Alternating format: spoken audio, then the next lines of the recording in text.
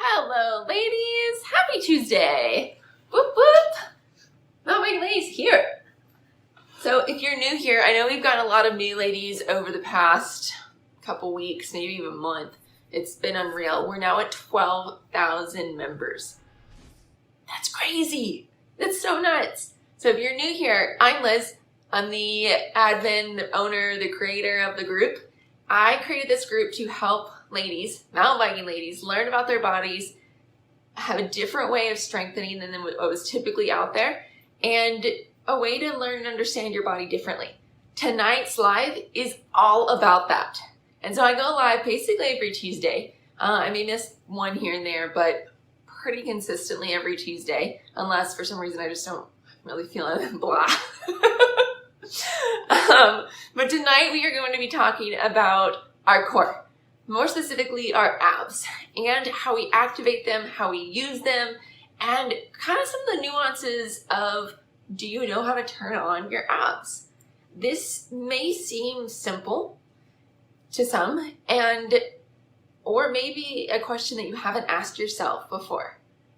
Do you know how to turn on your abs? Do you know how to tighten them? Do you know how to engage your core? When I'm specifically talking more so about the abs. Do you? Has anybody ever had a problem with this? If you've ever had a problem with this, I have in the past, then you know how hard this may be.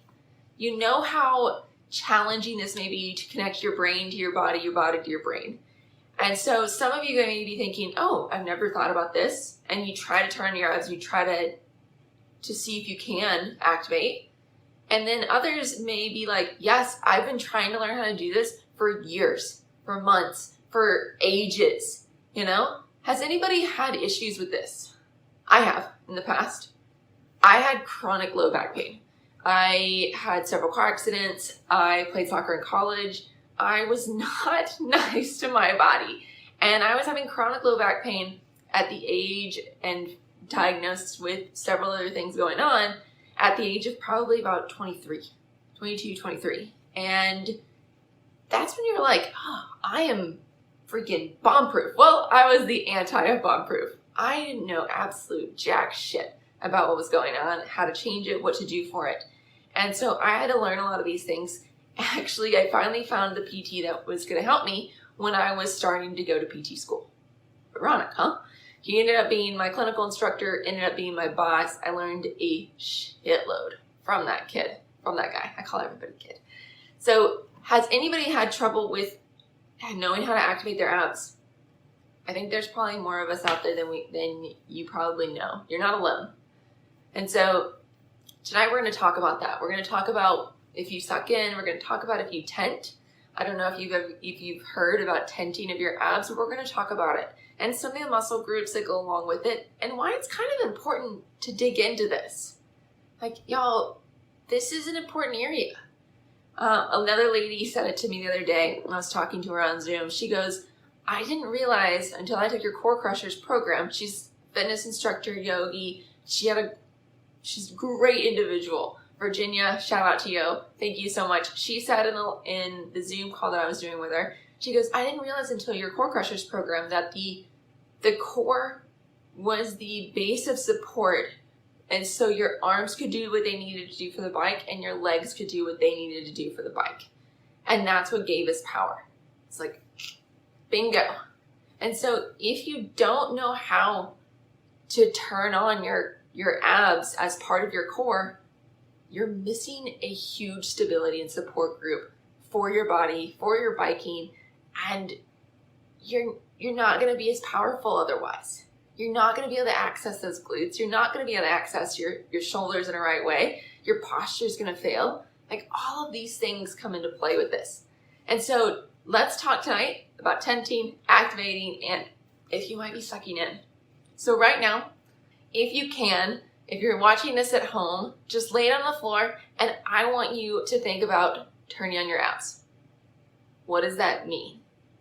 What can you do? What are you feeling? You know, are you sucking your stomach in to try to turn on your abs? Are you pushing your belly out to try to turn on your abs? Are you thinking about your pelvis? Are you thinking about your rib cage? Do you feel tension in your neck? Do you feel tension in your shoulders?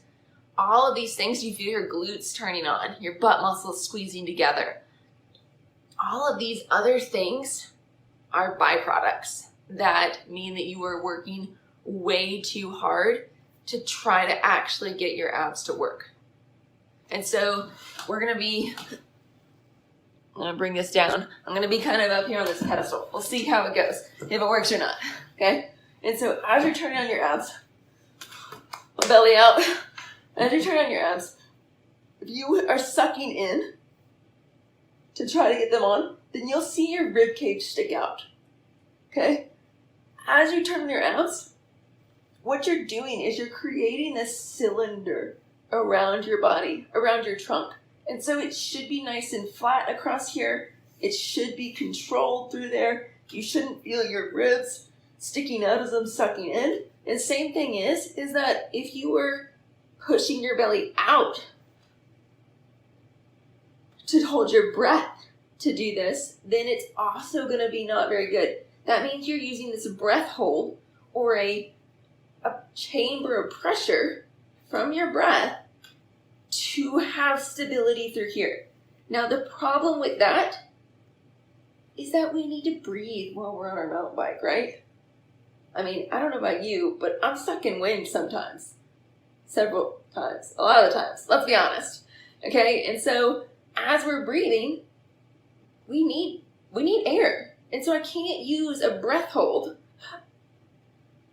to activate my core. It's not useful. It's not functional. And so as I'm thinking about activating my core, if I actually do like a quick exhale, you see how everything just came in. Now that exhale started the activation, but I should be able to hold it and breathe. And so as you can see, I'm still tight and controlled through here and breathing and expanding my chest through here.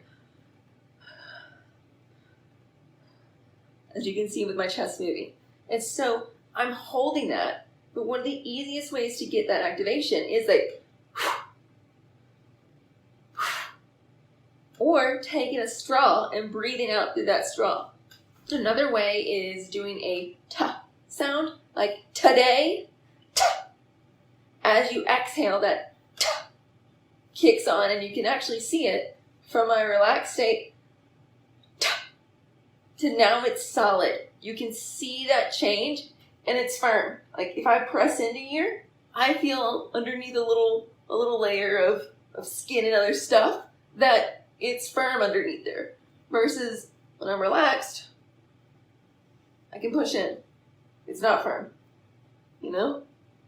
But when I do, then things come together. I don't see my ribs anymore as if I'm sucking in, because that's not going to do me much good.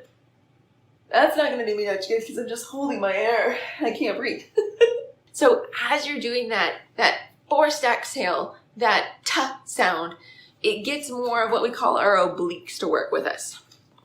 And so as we look at what our stomach muscles are, we have our six-pack muscle through here, which is our rectus abdominis, okay? Those are several different muscles that layer on top of each other. A lovely six-pack that I obviously don't have. And then we have our obliques that sit on the side.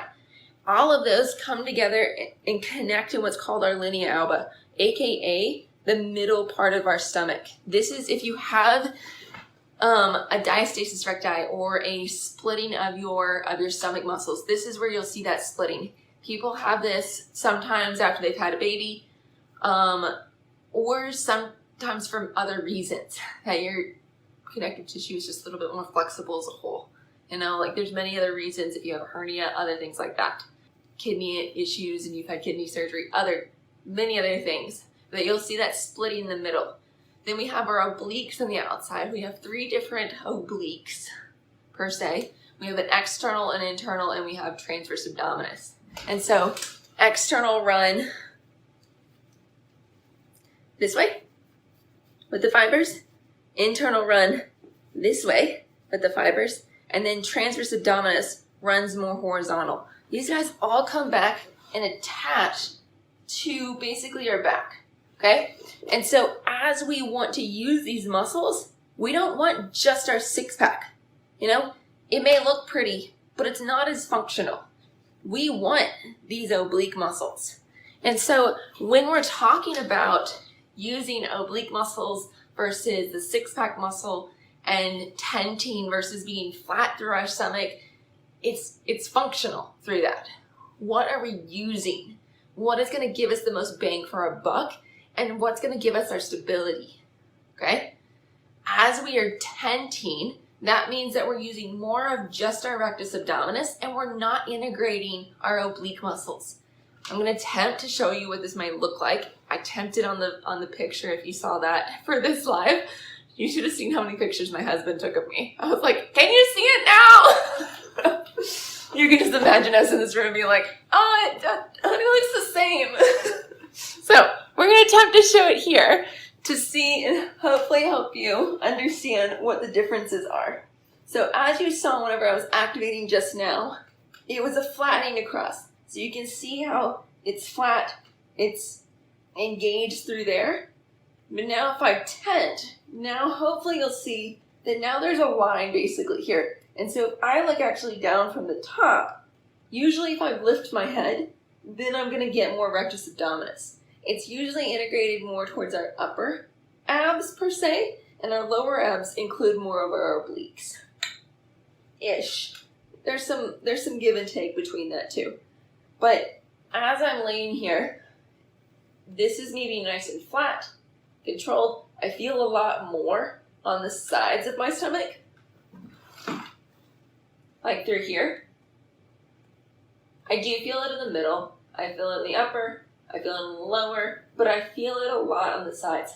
Now if I'm going to tent, now I feel it more so upper and mid, okay? And so now there's actually more activation through the middle part of my belly, through right there between my fingers, versus if I'm flat through that. Now hopefully you can see the difference between that, but this isn't humped up. I'm not tented, aka using more of my rectus abdominis, as in here. Now I'm using more of my rectus abdominis, and I don't feel it quite as much. I still feel it some on the sides. It's still tight. But here, now I feel it mainly on the sides. This is me being nice and flat. And so, as I'm going through my core exercises, as I'm doing this, I want to just see, where the hell am I feeling it? Do I feel it more so in the top middle portion? Or am I feeling it below my belly button? Am I actually using my obliques as they're out to the side? Do I feel that corset feeling, that wraparound feeling? That's what's going to give us that cylinder shape so we can use our arms and legs out of it while we're on the bike. I hope this makes sense. I hope that y'all get it to a certain extent and that it gives a little clarity to some of this. Because y'all, this took me years to understand and to realize there was a difference in these things. I never learned it playing soccer in college.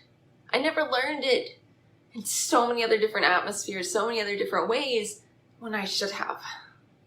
Like, y'all, this can change your life if you understand and you grasp this concept. Now, a lot of times you will tent if the exercise is too hard for you. You're like, Liz, well, I don't feel like it's too hard. I can still do it. Well, yes, still doing it, making the movement happen versus activating using the right muscles are two different things. This is why, like, the team is so important. It's why the core crushers are so important. This is why I make programs that are different than other programs. It's so you can actually learn your body and understand what's happening to it and add these pieces into it. Like, y'all, this is so important. So another question that was posed to me, that one of the reasons why I did this live, is, Liz, am I supposed to use my abs and think about tightening my abs as I'm going down the trail? Will it ever feel normal? Because I think about tightening up and I tighten everywhere else. This is why it's so important to do exercises that you can loosen up and not overuse your neck. You can keep your shoulders loose as you're doing core exercises. Your hips can stay nice and loose as you're doing core exercises. You're not using your glutes, because as you tighten up your core, you need to be able to move other places. Doing that in exercises, doing that as you're going through like a leg reach out, like this. As you're doing like a leg reach out exercise, if my head was on the ground, I would want it to be nice and supported. I would want to be able to relax through there. Breathe nice and easy and feel my core working. And not feel mostly through the middle part, but feel it flattening out as I'm tilting my pelvis back. And so as you're doing your core exercises, making sure that you are feeling it in the right places. So then whenever you do transition to think of, oh, there's a technical section coming up, or I need more power in this climb, when you tighten up your core, it's not, oh, I just tightened up my core, but I also tightened up everywhere else, okay? Because that's not how it's supposed to be. It's supposed to be that I'm tightening up my core, but I can move other places. And so I can shift and engage, wiggle and move, and it's not tightening everywhere else up. Now, as you do this, as you become more comfortable with it, also gauging it for what effort you're going to be doing. And so if you just think about tightening up everything for the entire technical section, you're probably not engaging it right when you need it, and then lessening off when you don't need it as much. And so gauging it on and off. I tell people, like, yeah, we're going to work on your core, but I don't need you like 110% when you're going to pick up a pencil off the floor. If you're going to pick up part of a refrigerator, yeah, I want your core on pretty good, like 110%. But picking up something lightly off the floor, no, we don't need 110%. Doing a little move, like a pedal kick, a pedal push down to get your front wheel up, yeah, you're going to need a whole lot more core. But directly after that, loosen up. You don't need a ton of core directly after that. And that's like seconds after it. And so understanding that you're not just saying brace through your core through everything, that it's on and then slightly off, and engage up and down, understanding that you're not just like, Hachah! All right, it's tight. I can do anything now. Yes and no. And so making sure that you understand that as you do this, as it becomes more natural and you are using your functional brain to make it happen, it will become more natural. It will become more normal for you. And so it will start feeling more normal. You won't have to think, oh, core, kick on that. No, it'll start happening more often. I hope that this was helpful for y'all. If you have questions, please let me know in the comments. I will look at them directly afterwards. And yeah, if you have any other questions, if you're interested in learning more about the Core Crushers or the Ride Life team, let me know. And it's just help you understand and build your body back up. Help you feel the ride more fun. Have and enjoy time out there. All right, y'all. Have a fantastic night, and we'll talk soon.